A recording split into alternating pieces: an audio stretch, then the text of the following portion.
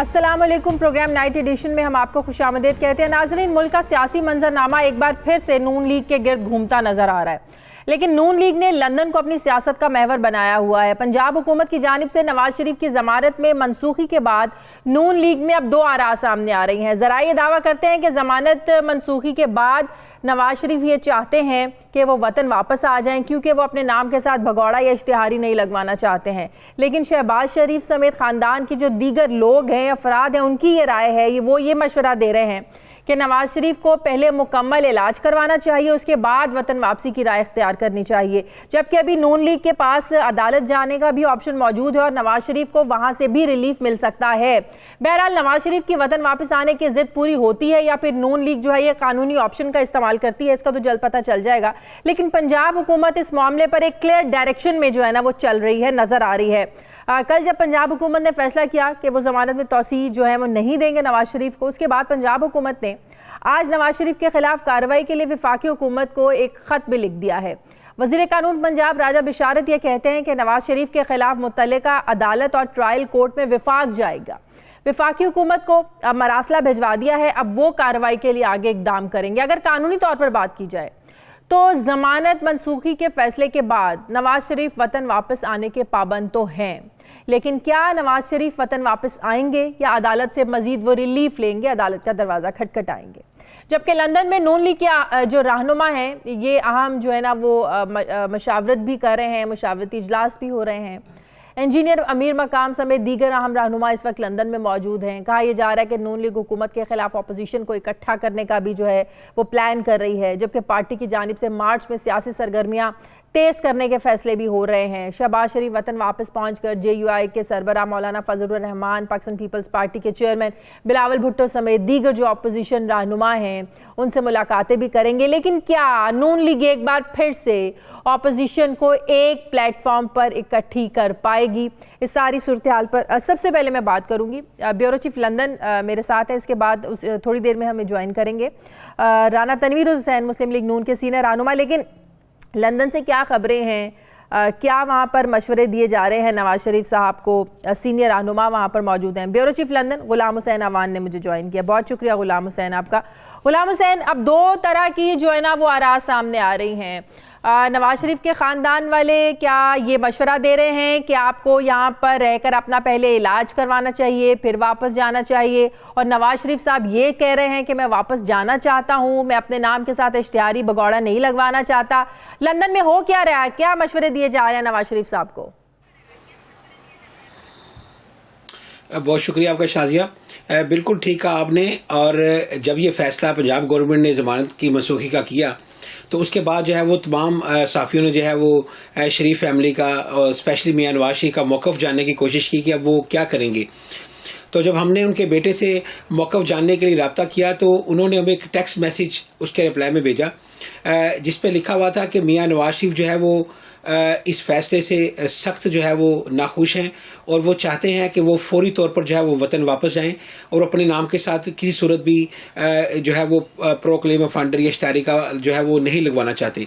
उसके फ़ौरन बाद जो है वो यहाँ पर मियां शहबाज शरीफ जो है वो मियां नवाज शरीफ को मिलने आए और ज़रा ये बताते हैं कि काफ़ी देर तक मियां नवाज शरीफ और शहबाज शरीफ के दरमियान जो है मुशावरत का अमल जारी रहा और शहबाज शरीफ जो है वो ये कायल करने की कोशिश कर रहे हैं मियां साहब को कि हम इसके लिए जो है वो अदालत का ऑप्शन इस्तेमाल करें और अभी हमें ये जल्दबाजी में वापस नहीं जाना चाहिए। पहले वो अपना जो इलाज है जो कि डॉक्टरों ने ड्यू किया हुआ है कि आइंदा चंद रोज़ के अंदर उनका जो है वो हार्ट का इलाज होना है।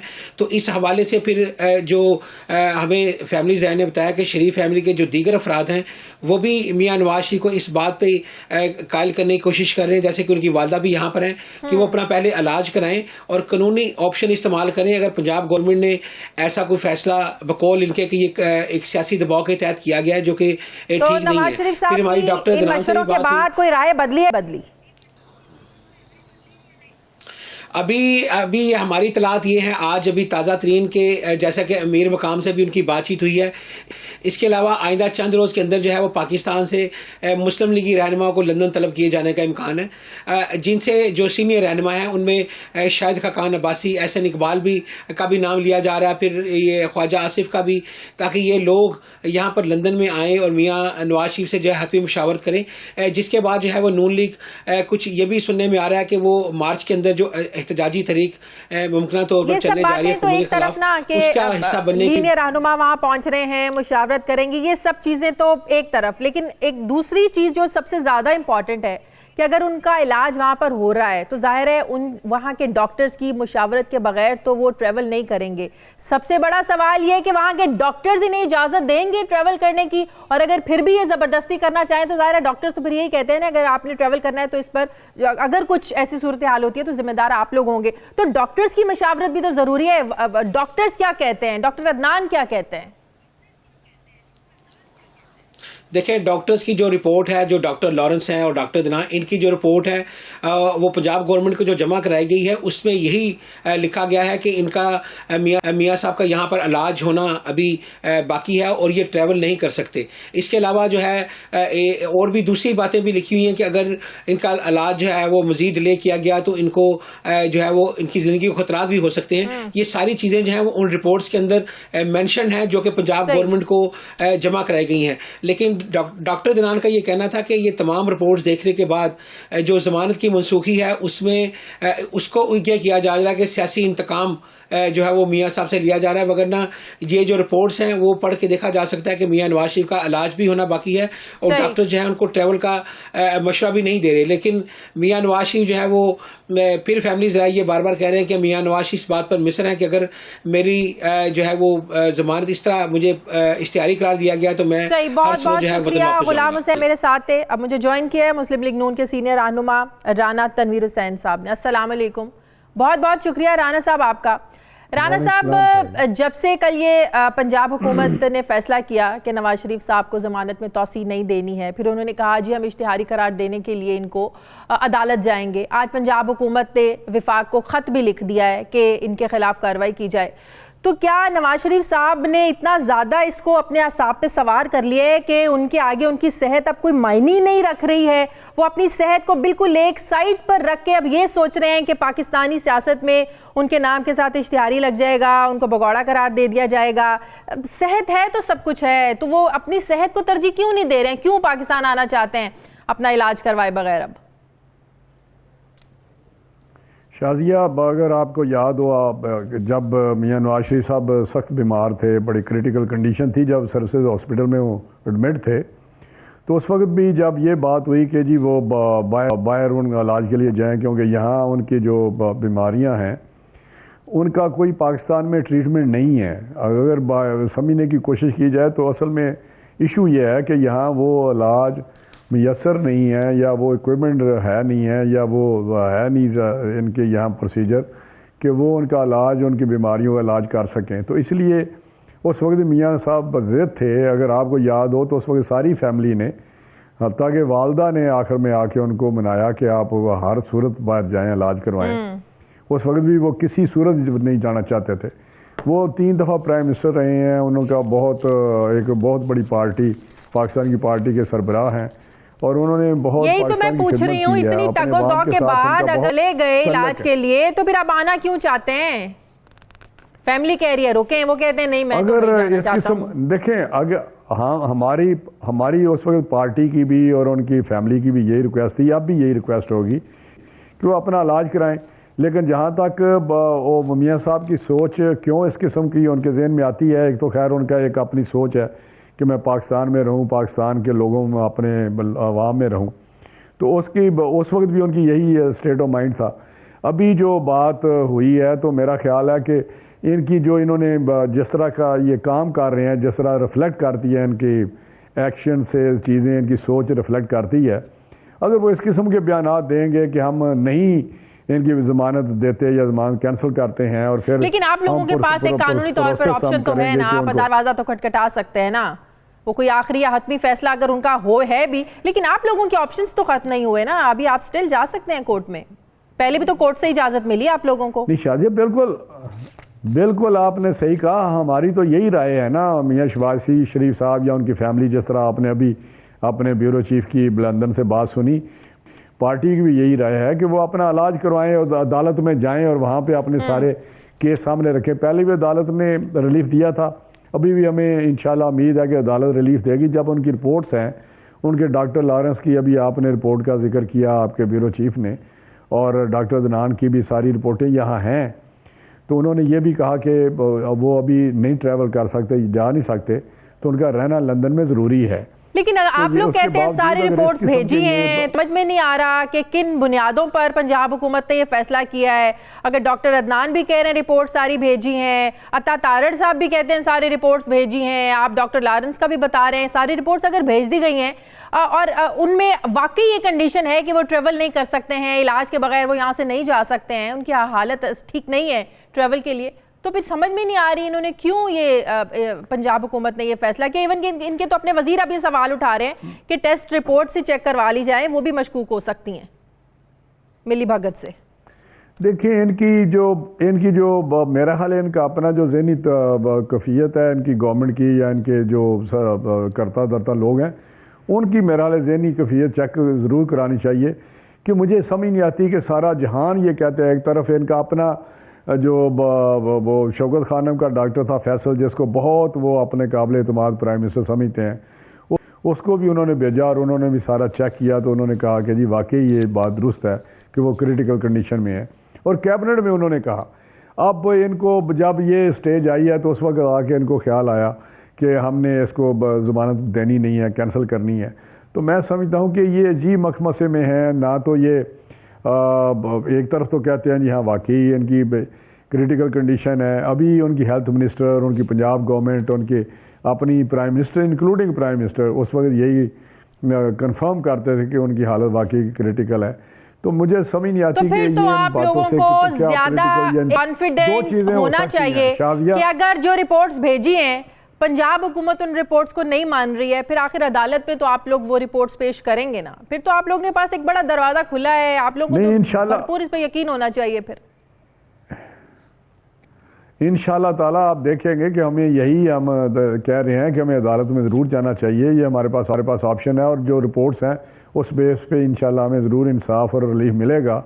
तो आप देखेंगे आने वाले दिनों में वो रिपोर्ट सामने आ जाएंगी, जब ये हम क्या कहते हैं वो क्या कहते हैं, जब अदालत में वो सबमिट होंगी रिपोर्ट्स, तो वहाँ पे सबको पता चल जाएगा, दूध का दूध पानी का पानी हो जाएगा। तो मेरा ख्याल है ये चीज़ें जो हैं ये इनकी रिफ्लेक्ट करती हैं इनकी इंतकाम की जो एक सोच है या इनकी पॉलिटिकल पॉइंट स्कोरिंग की बात है, उसके अलावा कुछ भी नहीं है। ये सारा एक उन्होंने फसाद क्रिएट किया हुआ है।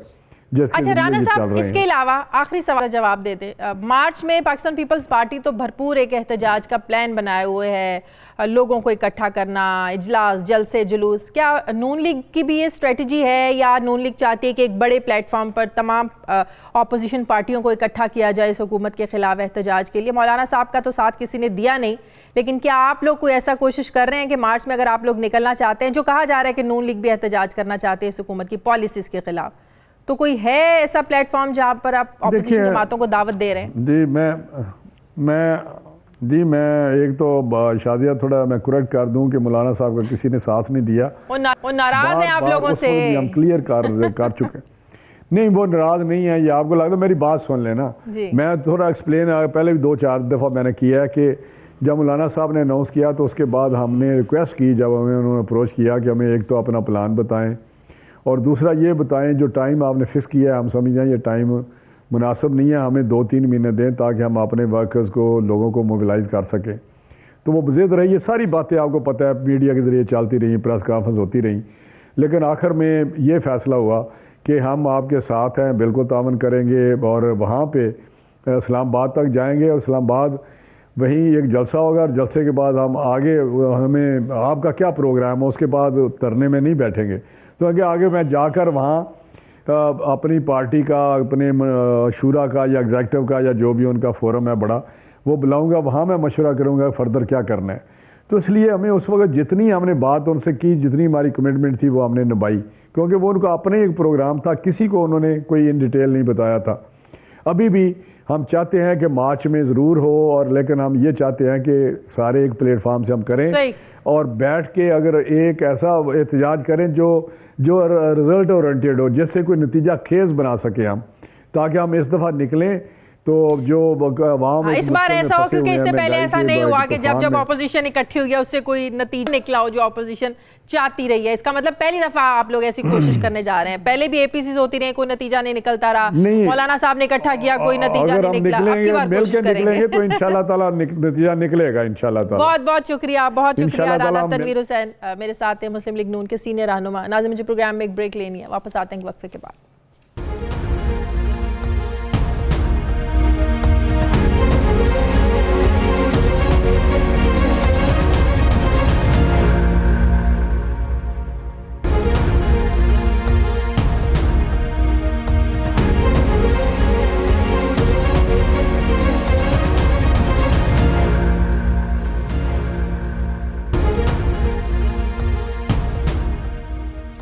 नाज़रीन, हुकूमत आवाम के लिए जल्द बड़ा रिलीफ पैकेज का ऐलान करने जा रही है। गुज़श्ता रोज़ विफाकी काबीना का इजलास हुआ जिसमें बिजली और गैस की कीमतें न बढ़ाने का फैसला किया गया है। इत्तलात के मुताबिक बिजली और गैस की मौजूदा कीमतें रवा माली साल तक बरकरार रहेंगी, जबकि खबर यह भी है कि आइंदा माली साल में भी बिजली और गैस की कीमतों को नहीं बढ़ाया जाएगा। दूसरी तरफ पेट्रोलियम मसनूआत हैं जिनकी कीमतों में मामूली इजाफा तो होता है, तो हर चीज़ की कीमत जो है वो आसमान को छूने लगती है। इस सिलसिले में वज़ीर आज़म इमरान खान ने गुज़श्ता दिनों पेट्रोलियम और ख़जाना डिवीज़न को यह हिदायत की थी कि पेट्रोल 27 रुपये और हाई स्पीड डीजल 30 रुपये फ़ी लीटर सस्ता करने के लिए तजावीज़ दें, ताकि पेट्रोल की कीमत 90 रुपये और हाई स्पीड डीजल की कीमत 97 रुपये फ़ी लीटर की सतह तक लाई जा सके। इस सिलसिले में न सिर्फ पेट्रोलियम मसनूआत बल्कि बिजली की कीमतों को कम करने से मुतालिक भी सिफारिशात गुज़श्ता रोज़ वज़ीर आज़म को पेश कर दी गई हैं। दूसरी तरफ के इलेक्ट्रिक ने नेपरा को ये दरख्वास्त की है कि अप्रैल से जून 2019 तक की समाही की मद में फी यूनिट बिजली की कीमत में ₹1.37 इजाफा किया जाए, जबकि जुलाई से सितंबर 2019 की समाही के लिए ₹1.44 फी यूनिट इजाफे की इजाज़त दी जाए।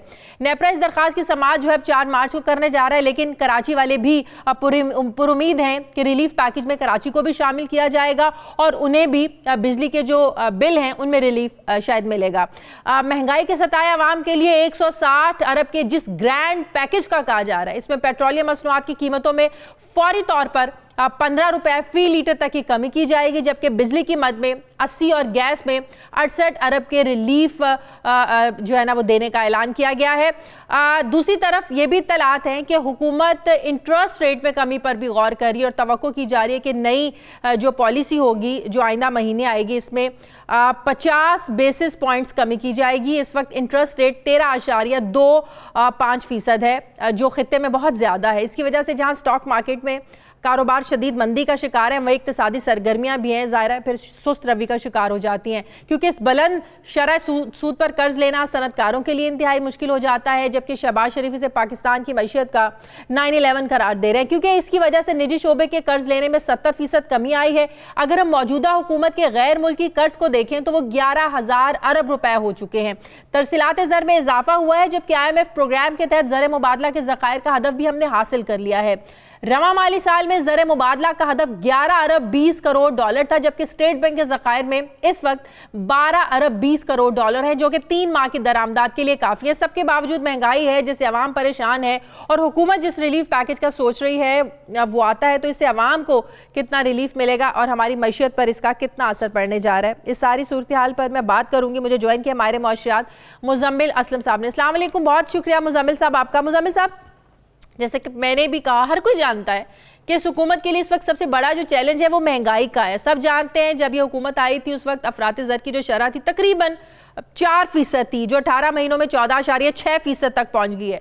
तो ये जो रिलीफ पैकेज देने जा रही है हुकूमत, कितना इससे आवाम को रिलीफ मिलेगा और ये जो महंगाई की शरह है ये कम हो जाएगी, यहाँ पर रुक जाएगी, क्या होगा इस रिलीफ पैकेज के आने के बाद, क्या असरात देख रहे हैं आप? देखें, इसमें जो है हुकूमत का तो अभी तक कोई अमल दखल नहीं है, लेकिन अल्लाह ताला को मेरे ख्याल से पाकिस्तान पे रहम आ गया है। और ये जो कोरोना वायरस पूरी दुनिया में आया हुआ है, तो वो उसके जो सम्राट हैं वो पाकिस्तान के लिए अदर देन कोरोना वायरस अगर ना आए तो वो एक अच्छी खबर लेकर आया है। उसमें सबसे पहले जो है तेल की कीमतें हैं। हुकूमत कोई जेब से तेल की कीमतें कम नहीं कर रही। आलमी मालियाती मंडी में तेल की कीमत 20% से ज्यादा कम हुई है। तो 20% की शरह के हिसाब से जो है तकरीबन आप समझ लें कि 20 रुपए तो कम से कम जो है रेट बनता है कि हुकूमत कम कर सकती है। ठीक है, तो पहली बात तो ये है। दूसरी बात ये कि हमारी जो बिजली है वो बिजली घरों से बनती है, वो ज्यादातर तेल या गैस से बनती है। तो जब तेल की कीमतें नीचे आएगी तो बिजली की बनाने की लागत भी नीचे आएगी। तो उस पे भी जो है हुकूमत, जो आपने 68 अरब और 80 अरब का फिगर दिया, वो मेरे ख्याल से हुकूमत को बचत होनी चाहिए।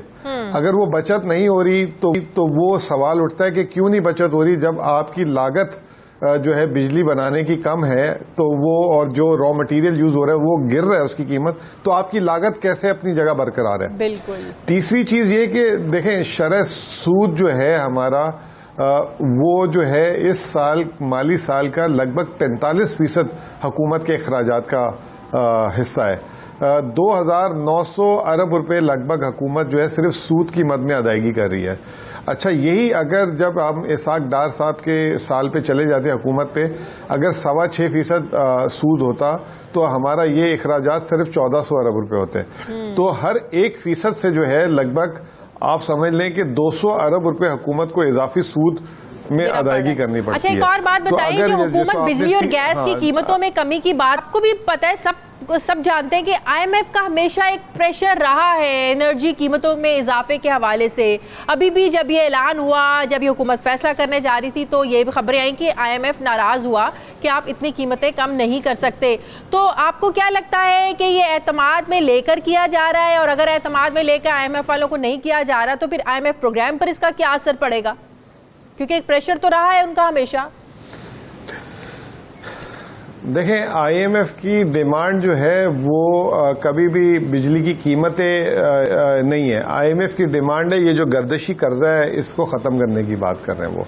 वो ये कह रहे हैं कि आपका गर्दिशी कर्जा ख़त्म होना चाहिए और कोई भी अखराजात जो है आप जेब से बर्दाश्त ना करें, जो उसकी लागत है वो आवाम से लें। अब प्रॉब्लम यह है कि अब बिजली की कीमतें पाकिस्तान में इस नहज पे पहुंच चुकी हुई हैं कि अगर यहाँ से मजीद उसमें इजाफा किया जाता है तो सिर्फ एक रास्ता है कि वो कारोबार बंद हो जाएंगे और आम आदमी जो है मजीद, अगर आम आदमी के लिए बिजली की कीमत महंगी होती है तो वो अपने घर पे वापडा और के इलेक्ट्रिक का कनेक्शन काट देगा और घर पे एक जनरेटर रख देगा, उसको उससे सस्ती बिजली मिल जाएगी। तो हुकूमत को ये इस चीज़ की निशानदेही है और इस चीज़ का इल्म है कि यहाँ से मजीद कीमतें बढ़ाने का मतलब अपनी सेल बिजली की और गिराने का है बराबर है। तो आईएमएफ के साथ जो है इस वक्त लड़ाई है। आईएमएफ ने हमारा प्रोग्राम का रिव्यू किया लेकिन कंक्लूड नहीं किया, और उसकी बुनियादी वजह यह थी कि जब हमने प्रोग्राम साइन किया था हमारे फाइनेंस मिनिस्टर ने, तो उस वक्त उन्होंने वादा किया था कि 3 चीज़ें करेंगे वो। एक तो ये कि नेपरा को एक खुद मुख्तार इदारा बना देंगे और असेंबली से लॉ पास करेंगे, जैसे स्टेट बैंक अब खुद मुख्तार हो गया, अपना शरह सूद का खुद तयन करता है। वो अभी तक हमने नहीं किया। दूसरी एक बात ये कही थी कि नेपरा की जो तखमीना होगा बिजली की कीमत का वो उनके बिल की रिकवरी पे होगा। तो हमारी हुकूमत ने कहा कि हम 100% रिकवरी कर रहे हैं। तो आईएमएफ ने ये कहा कि आप जो है एग्जैजुरेटेड फिगर है, आपकी कभी रिकवरी पूरी हुई नहीं है, तो आप इसको सही करें। और तीसरी चीज ये कही थी कि पिछले साल जून में जो पाकिस्तान में ये RLNG जो आ रही है महंगी, ये जो भी हमारी गैस की कीमत, सारी गैस की जहां से गैस आ रही है उनकी जो एवरेज कीमत है, उस कीमत पे जो है हम सारिफीन को गैस दें। तो वो हुकूमत ने वो उस पर भी अमल दरामद नहीं किया, तो इसकी वजह से आईएमएफ नाराज है। अब हुकूमत के पास 2-3 तरीके हैं, या तो वो वापस जो है बिजली घर वालों से मुआहदे को रिव्यू करें, कतर के साथ RLNG को वो करें, उसके मुआहदे में जो है तब्दीली लाएं, या तो फिर ये जो चोरी और रिकवरी है उसको जो है ज्यादा मुनज़्ज़म बनाए, तब जाके आईएमएफ जो है अपनी नाराजगी खत्म करेगा, वरना आईएमएफ नाराज रहेगा इस मामले में। सही, ठीक है। बहुत बहुत शुक्रिया मुज़म्मिल असलम साहब मेरे साथ थे। बहुत शुक्रिया आपका। नाज़िम, मुझे प्रोग्राम में एक ब्रेक लेनी है, वापस आते हैं वक्फे के बाद।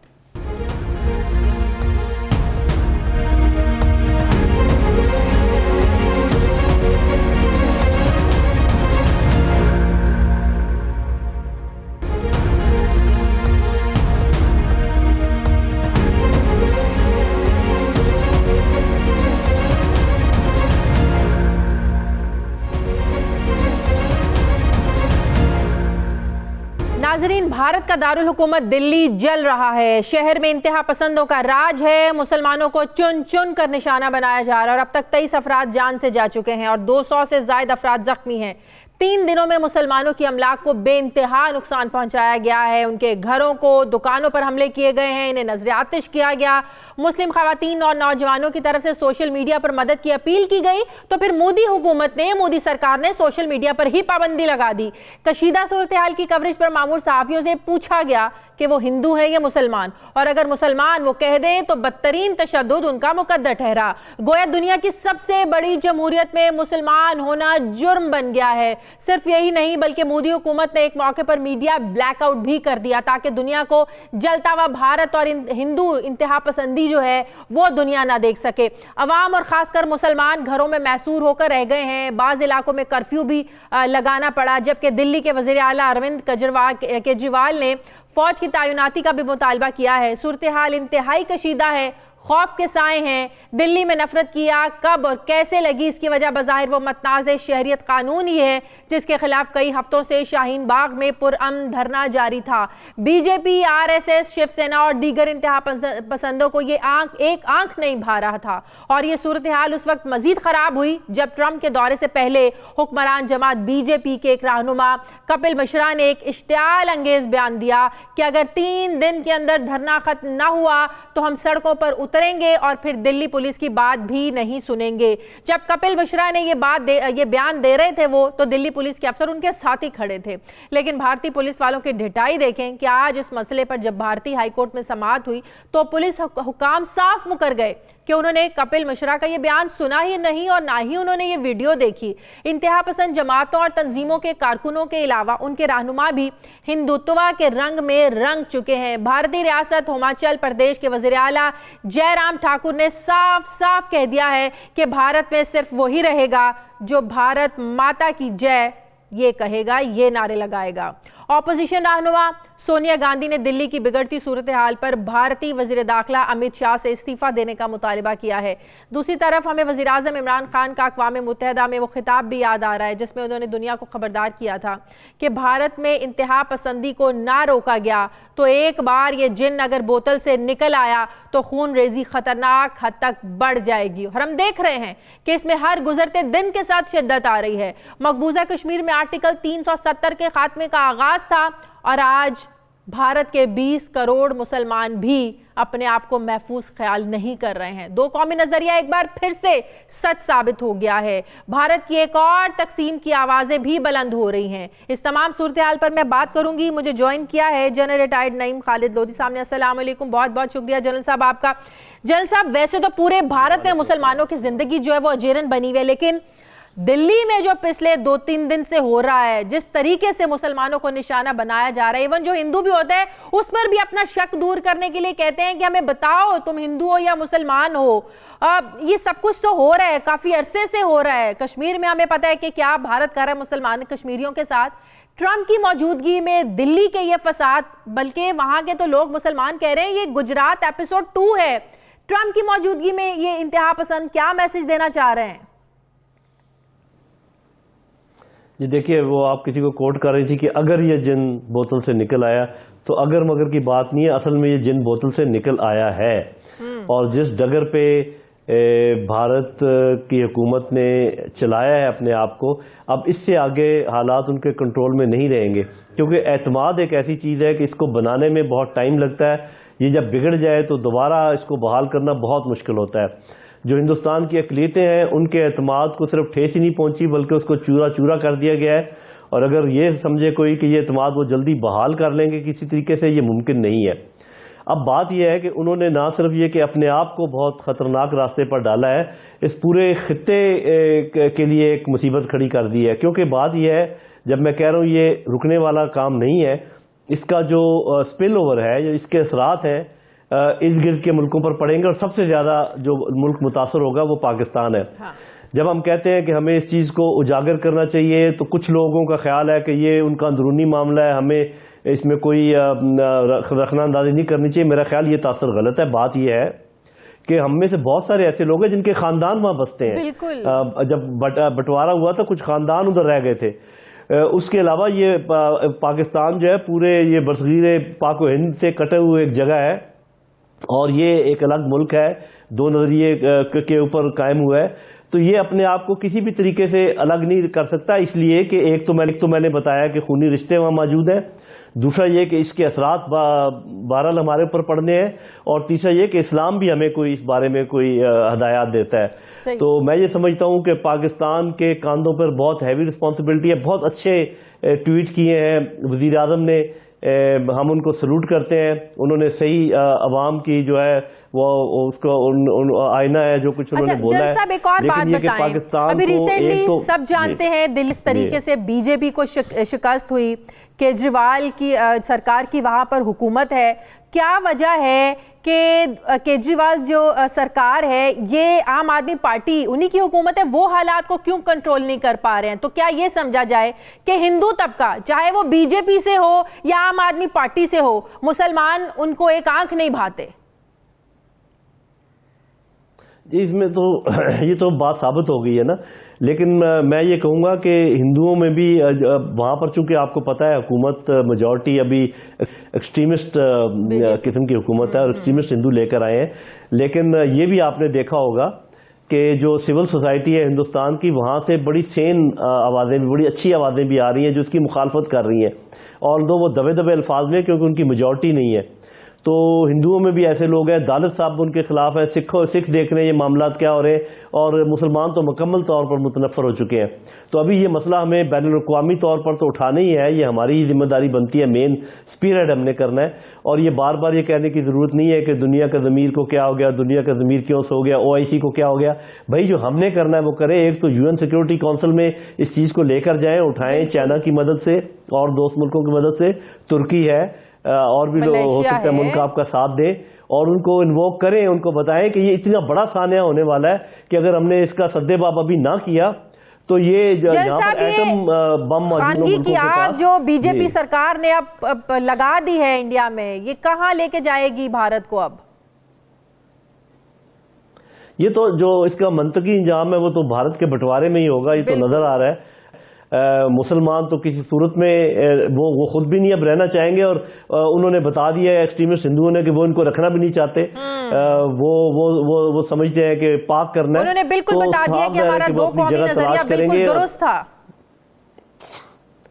जी, इसमें कोई शक व शुबा की गुंजाइश नहीं। और पाकिस्तान को इसका बहुत वजन बर्दाश्त करना पड़ेगा, बहुत कुछ झेलना पड़ेगा, उसकी हमें तैयारी करनी चाहिए, और हमें बिल्कुल तामुल नहीं होना चाहिए अपने मुसलमान भाइयों का साथ देने में जो जिन पर वहाँ जुल्म सितम हो रहा है। ये हमारा अखलाकी फ़र्ज भी है, ये हमारा कानूनी फ़र्ज भी है, ये हमारा इस्लामी फ़र्ज भी है। बहुत बहुत शुक्रिया। रिटायर्ड नईम खालिद लोधी साहब मेरे साथ थे, बहुत शुक्रिया आपका। मुझे प्रोग्राम में नाज़रीन एक ब्रेक लेनी है, वापस आते हैं एक छोटे से वक्फे के बाद।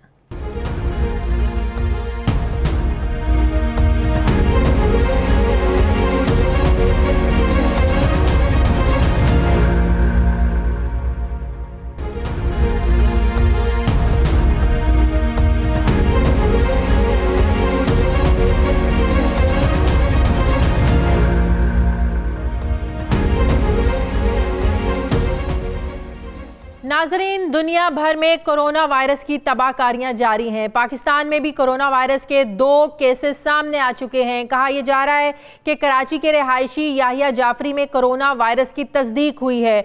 वज़ीर आला सिंध के मुशीर इत्तलात मुर्तज़ा वहाब ने पाकिस्तान में कोरोना वायरस के पहले मरीज की तस्दीक कर दी है। वायरस से मुतासिरा पहले शख्स के बारे में ये कहा जा रहा है कि ये चंद दिन पहले ईरान से आया था। पाकिस्तान में ये पहला मुतासिरा शख्स है, जबकि माहिरीन सेहत ये कह रहे हैं कि पाकिस्तान में सेहत के निज़ाम का बुनियादी ढांचा इंतहाई कमज़ोर है, और अब कोरोना वायरस ऐसे ममालिक में फैल रहा है जहाँ इस वायरस की तशख़ीस और इलाज के लिए कोई मौसर निज़ाम, कोई सिस्टम मौजूद नहीं है, जो कि यकीनन काफ़ी ख़तरनाक सूरत हाल है। पाकिस्तान में इस वायरस की तशख़ीस और इलाज के लिए अभी तक वफाकी और सूबाई हुकूमतों की जानिब से अलर्ट रहने की खबरें और मरासले तो जारी किए जा रहे हैं, लेकिन तशख़ीस और इलाज के हवाले से वाज़ेह गाइडलाइन फराहम नहीं की जा रही हैं। माहिरीन सेहत के मुताबिक चीन से दीगर ममालिक में फैलने वाला ये वायरस, इसको कंट्रोल करना अब नामुमकिन होता जा रहा है, क्योंकि इस वायरस से बचाव की कोई हिफाजती वैक्सीन ही मौजूद नहीं है, जबकि वैक्सीन की तैयारी में कई साल लग सकते हैं। कोरोना वायरस सिर्फ इंसानों को ही मुतासिर नहीं कर रहा, बल्कि दुनिया की मईशत के लिए भी अब ये खतरनाक साबित होता जा रहा है। आलमी मार्केट में मुआशी सुस्त रवी की वजह से एक हफ्ते के दौरान अमरीकी मार्केट में 2100 अरब डॉलर डूबे हैं, जबकि पाकिस्तान स्टॉक एक्सचेंज भी कुछ बेहतर परफॉर्म नहीं कर पा रही है, जबकि दुनिया भर की एयरलाइंस इंडस्ट्री का अरबों डॉलर का नुकसान हो रहा है। इस वायरस से अब तक 2700 से ज्यादा अफराद जान की बाजी हार गए हैं, जबकि दुनिया भर के 37 ममालिक में मुतासरीन की तादाद 80,000 से बढ़ चुकी है। इस सारी सूरत हाल पर मैं बात करूंगी। मेरे साथ CEO शौकत खानम अस्पताल लाहौर डॉक्टर फैसल साहब मौजूद हैं, उनसे मैं बात करूंगी, लेकिन उससे पहले वहीद राजपर कराची से मेरे साथ मौजूद हैं, जो कराची में केस सामने आया, इसकी क्या डिटेल्स हैं। सबसे पहले मैं वहीद से बात करूंगी। वहीद, इस बारे में क्या डिटेल्स सामने आई है? कुछ मुतज़ाद पहले इत्तलात आ रही थी कि केस सामने आया, फिर तरदीद भी सामने आई, एक बार फिर से कहा जा रहा है कि पाकिस्तान में 2 केसेस सामने आ गए हैं, कराची का केस है। ये शख्स कितना अरसा पहले ईरान से वापस आया है? देखें शादिया, इसकी सरकारी तौर पर तस्दीक हो गई है। जो तर्जुमान सिंध हुकूमत मुर्तज़ा वहाब DG हेल्थ की जानब से जो प्रेस रिलीज आई है, उसमें जो तस्दीक की गई है, वजीर जो सेहत हैं उनके जो तर्जुमान हैं उनकी जानब से तस्दीक की गई है। ये सैयद मोहम्मद यहिया जाफरी हैं, 22 साला तालिब इल्म हैं, गुलिस्तान सोसाइटी स्कीम 33 के रहायशी थे। इनको जो पहले ये कोरोना वायरस ने जब मुतासर किया 10 तारीख को किया, जब ये तेहरान से जो है कुम की तरफ पहुंचे थे, तो इसको जो ये वायरस ने मुतासर किया। उसके बाद जो है ये 25 फरवरी को जो है कराची पहुंचा, जिसके बाद इसकी इस पर जो है तबीयत खराब हो गई। DHO ईस्ट की जानब से इसकी तो अभी ये शख्स किस अस्पताल में है? और वहाँ पर जाहिर है बहुत ज़्यादा सख्त हिफाजती जाहिर है आपको अरेंजमेंट हॉस्पिटल इंतज़ामिया को करने की ज़रूरत है, और भी जाहिर है वहाँ पे पेशेंट्स होते हैं, हॉस्पिटल्स में डॉक्टर्स होते हैं, तो क्या कुछ स्पेशल अरेंजमेंट्स कर लिए गए हैं कराची के अस्पतालों में? देखें शादिया, इस पे तो ये तो मरीज तो देखें आइसोलेशन वार्ड में दाखिल हो चुका है, लेकिन सिंध हुकूमत इस वक्त जो 28 दीगर जो लोग थे इनके साथ, उन पर जो है उनके लिए परेशान हैं कि 28 जो इनके साथ ज़ायरीन गए थे दीगर, उनकी तलाश है कि इन पर जो है उनकी कैसे हम जो है तलाश करें। ट्रैवल एजेंट के जरिए जो है इनसे कॉन्ट्रैक्ट लिए गए हैं DHO ईस्ट की जानब से। 28 मुख्तलिफ कराची के सोल्जर बाजार के जो डिस्ट्रिक्ट ईस्ट कराची के लोग थे, रहायशी ज़ायरीन ज़ियारत के लिए गए थे कराची से ईरान, उनके लिए अब इस वक्त परेशान है। जिन्होंने उनके साथ सफ़र किया है वो मुतासर हुए हैं, फिर घर में ये रहायश रखी है एक दिन, तो खानदान के जो दीगर लोग हैं वो मुतासर हुए हैं। क्या इस वक्त इस मरीज की तो निशानदाही हो चुकी है, आइसोलेशन वार्ड में आ चुका है। सही, बहुत बहुत शुक्रिया वहीद राजपर आपका। डॉक्टर फैसल मेरे साथ हैं। अस्सलाम वालेकुम, बहुत बहुत शुक्रिया डॉक्टर साहब आपका। डॉक्टर साहब, आपने भी सुना होगा जो वहीद राजपर हमारे कराची से नुमाइंदे बता रहे थे, कराची में तो एक केस सामने आ गया है, लेकिन सरकारी तौर पर ये भी बताया जा रहा है कि 2 केसेस जो हैं वो सामने आए हैं। तो क्या हमारे पास वो टेक्नोलॉजी या वो किट्स या ऐसा कोई सिस्टम मौजूद वाकई है कि जिससे पता चलाया जा सके कि कोरोना वायरस है, और अगर ये वायरस पाकिस्तान में दाखिल हो गया है तो कैसे हम लोग इससे निपटेंगे? चाइना जैसा मुल्क नहीं निपट सका, यूरोप में हलाकतें हुई, अमेरिका में हुई, कनाडा में हुई, हम कैसे निपटेंगे इससे? बात यह है कि जैसे आपने फरमाया कि हम देख रहे थे कि पिछले कुछ दिनों में हर रोज़ एक आध मुल्क ऐड हो रहा था जिसमें तशखीस हो चुकी थी इस वायरस की, तो ये किसी हद तक इनएविटेबल था कि सूनर और लेटर ये तकरीबन हर मुल्क में कोई ना कोई केस इसका मिल जाएगा। ख़ास तौर पे जब ये वाज़े हो गया कि ये मामला चीन से बाहर जा चुका है, तो फिर ज़ाहिर है वो एक दरवाज़ा खुलता है फिर आगे से आगे, और चूँकि ईरान से हम सुन रहे थे कि वहाँ केसेस हैं, तो ये ख़तरा बाहर कैफ मौजूद था। अच्छा, अब आते हैं कि इसके लिए आपने बड़ा अच्छा सवाल पूछा कि वो कौन सी डायग्नोस्टिक्स यानी जो इसको तशखीस करने के लिए जो तरीक़ाकार हैं वो क्या हैं, और फिर इसके इलाज के लिए और फिर बचाव के लिए सबसे ज़्यादा एक एक करके बात करते हैं। सबसे पहले देखिए, जब भी कभी एपिडेमिक होती है, आउटब्रेक होती है, तो तशखीस जो है वो इनिशियली तो क्लिनिकल होती है, इन द सेंस के एक हम डेफिनेशन बनाते हैं जो उसको एपिडेमिक के दौरान इस्तेमाल किया जाता है, वो एक वर्किंग डेफिनेशन होती है, क्योंकि अक्सर औकात नई बीमारी का टेस्ट तो फिल फॉर मौजूद ही नहीं होता। बिल्कुल। लेकिन इस केस में चूंकि टेक्नोलॉजी अब इतनी आगे जा चुकी है कि चंद दिनों में ही इसका डायग्नोस्टिक टेस्ट भी जो है वो सामने आ गया और अवेलेबल भी हो गया, तो इसका एक लैब का टेस्ट डेफिनेटली मौजूद है जो नाक और गले की जो सिक्रीशंस हैं, जो उसमें फ्लूइड होता है, उसको टेस्ट करके अच्छा डॉक्टर साहब, ये भी जरा साथ साथ बता दें कि इसकी पहली अलामत में फ्लू होना, खराब होना, ये इसकी अलामतें हैं जो अभी तक देखा गया जी कि ज़्यादातर लोगों में बुखार और अक्सर में खांसी जो है वो एक सिम्टम था। लेकिन जाहिर सी बात है कि ये ऐसे अलामात हैं जो बहुत सी और सैकड़ों बीमारियों में होते हैं, हो सकते हैं, तो इसलिए कोई इसकी मुनफरिद जिसे कहते हैं प्रेजेंटेशन एज सच नहीं है। लेकिन फिर डॉक्टर साहब परेशानी तो इस वजह से है ना कि आपको पता है ये वेदर भी ऐसा है, जब मौसम जरा चेंज होता है तो लोगों में इस तरह की प्रॉब्लम हैं, खांसी हो गई, फ्लू हो गया, बुखार हो गया, तो इस तरह तो हर कोई, वही जो आप बात कर रहे थे कि खौफ आ जाएगा ना, अब 2 केसेस से वाकई इतना लोगों में खौफ होगा, फिर तो हर कोई भागेगा जी मेरा भी टेस्ट कर दे, मेरा भी टेस्ट कर दे। ये तो बड़ी एक अलार्मिंग सिचुएशन बन गई है। बिल्कुल, तो इसी वजह से टेस्ट करवाने के लिए एक बड़ी स्ट्रिक्ट सी और एक बड़ी वाज़ेह सी डेफिनेशन की ज़रूरत है कि किन लोगों में ये करवाना है। और इस सूरत में जो मौजूद है, आप देखिए ये एक इवॉल्विंग स्टोरी है आपके सामने, अभी हम जब इस प्रोग्राम का भी इंतज़ार कर रहे थे तो ये साथ साथ इवॉल्व कर रही थी। तो बात ये है कि इस सूरत में जो इसकी गाइडलाइंस हैं वो दिन ब दिन थोड़ी सी तब्दील होंगी। कोई भी ऐसी बीमारी जिसकी वैक्सीन ही ना हो, वो तो उससे खतरनाक बीमारी तो कोई हो नहीं सकती। बिल्कुल नहीं, देखिए दो चीज़ें देखनी है। ये वैक्सीन तो बचाव की हद तक की बात कर रही है ना, लेकिन अगर 100 लोगों को बीमारी हो और उसमें से 99 जो हैं वो सेहतियाब हो जाएं, तो फिर वो बीमारी तो उस तरह से ख़तरनाक ना हुई ना कि अब मसलन कोरोना जो थी सऊदी अरब की जो थी वो मर्ज कोरोना वायरस जो थी, उसमें ये तनासुब खासा ज़्यादा था इसकी निस्बत। तो कहने का मकसद ये है कि हाँ, ये बायस तशवीश है, इस पे सारी इक़दामात होनी चाहिए, लेकिन इस पे अगर हम पैनिक करना शुरू हो जाएं, ये कोई डेथ सेंटेंस नहीं है। यूँ कहिए कि अगर 100 लोगों को बीमारी होगी तो उसमें से बेशतर जो है 98-99% लोग जो हैं वो सेहतियाब हो जाएंगे।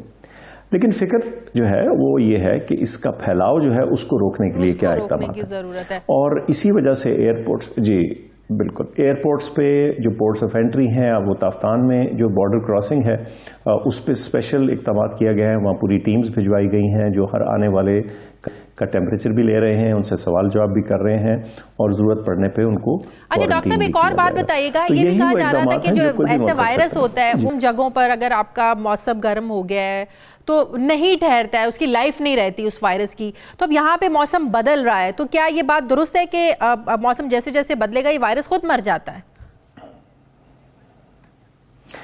देखिए, वो मसला वायरस के मरने का या गर्मी से बराह रास्त शायद ना हो। आमतौर पे होता ये है कि ये जो रेस्पिरेटरी वायरसेस हैं ये सर्दियों के मौसम में स्प्रेड करते हैं। 2-3 वजूहात इसकी हो सकती हैं, इस पर भी रिसर्च भी है, कुछ बहस भी है, लेकिन आमतौर पर यह तस्वर किया जाता है कि ये फैलते 2 वजहों से है। एक ये कि सर्दियों में लोग कॉन्ग्रीगेट करते हैं, सर्दी होती है, इकट्ठे होते हैं, गैदरिंग्स होती हैं, एक। दूसरा ये कि मुमकिन है कि सर्द मौसम में वायरस का भी कुछ असर होता है और मुमकिन है कि जो हमारी ह्यूमन इम्यूनिटी है उसमें भी कुछ थोड़ा बहुत असर पड़ता हो। तो ये मुख्तलिफ चीज़ें मिल के हम सब ने देखा है कि जुकाम, फ्लू, नज़ला वगैरह आमतौर पे सर्दियों में ज्यादा देखा जाता है।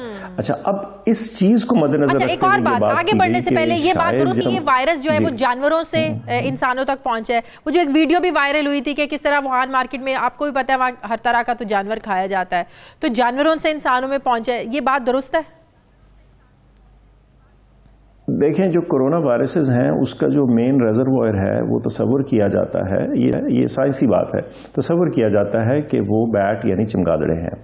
लेकिन वहाँ से इंसानों तक वो कैसे पहुँचता है, अक्सर औकात बीच में कोई ना कोई एक इंटरमीडियरी या एक सेकेंडरी होस्ट होता है, यानी एक और जानवर या एक और लिविंग चीज़ हो सकती है जिसमें जाके ये वायरस कुछ अपनी शक्ल तब्दील करता है और फिर इंसान में घुसने की काबिलियत हासिल कर लेता है। तो ये मुमकिन है, लेकिन मैं आपको बताऊं इसके ऊपर बहुत इस वक्त हमें वाज़ेह किस्म की स्टैंस लेने की ज़रूरत नहीं, क्योंकि इस पर रिसर्च और काम जारी है और अगले चंद हफ्तों और महीनों में ये भी वाज़ेह हो जाएगा कि ये वाकई कैसे आया। जैसे जब सार्स आया था तो उस वक्त ये रिसर्च हुई और ख्याल किया गया कि ये वायरस गालिबन जानवरों के जरिए आया। अच्छा, अभी जो कहा जा रहा है, अभी सोशल मीडिया पे भी हम देख रहे हैं, और सवाल जानवरों एक और सवाल, मीट के हवाले से भी सोशल मीडिया पे बड़ी चीजें चल रही हैं जी, मुर्गियां नहीं खानी चाहिए, कुछ वायरस उनमें भी फैल रहा है, तो थोड़ा सा एहतियात कर लें। तो मैं चाह रही हूँ कि आपके थ्रू ये भी जरा मैसेज लोगों तक पहुंचे। आपको पता है हमारे यहाँ चिकन कितना खाया जाता है। देखिए मिस इन्फॉर्मेशन जो है ना वो भी एपिडेमिक्स में जो मल्टीप्लाई करती है, शायद एपिडेमिक तो करती है, वायरसेस तो करते हैं, ये जो गैर मुस्तनद इतलात है ना, ये भी उसी तरह फैलना शुरू हो जाती हैं। और बहुत ज़रूरत है, मैं आपको बताऊं कि बहुत ज़रूरत है कि हम मुस्तनद और गैर मुस्तनद, सच्ची और झूठी के दरमियान फ़र्क करना सीखें इंटरनेट पे। हमारे पढ़े लिखे लोग भी मैं देखता हूँ कि देखी नई चीज़ और आगे फॉरवर्ड की बगैर सोचे कि ये, और ये किसी हिसाब से भी मॉरली रिलीजियस ग्राउंड से भी ये चीज़ बुरी है। बहरहाल तो सच्ची बात यह है कि गोश्त या मुर्गी का ऐसा कोई इसमें इस वायरस का डायरेक्टली कोई ताल्लुक उससे मसला नहीं है। वो WHO ने कुछ वार्निंग जो ज़ाहिर की थी वो देखिए मुख्तलिफ मुल्कों में खुराक के मुख्तलिफ राइजुल वक्त जो सोचें और तरीक़ाकार हैं वो कुछ फ़र्क होते हैं। जैसे आपने बताया कि कुछ मुल्क ऐसे हैं जहाँ के ऐसे जानवर खाए जाते हैं जो मुमकिन है इस ट्रांसमिशन का बायस बने, तो उस हिसाब से उन्होंने ये बात की थी। ये हमारे यहाँ जो हमारी ग़िज़ा और खुराक है उसमें इस वायरस का कम से कम बराह रास्त ताल्लुक नहीं, लेकिन ये मैं कहूँगा कि फूड सेफ्टी वैसे बजाते खुद इस बहस से हट के बड़ी अहम चीज़ है और उस पर तवज्जो होनी चाहिए, इसमें कोई शक नहीं। ठीक है, बहुत शुक्रिया। CEO शौकत खानम हस्पताल लाहौर डॉक्टर फैसल मेरे साथ थे।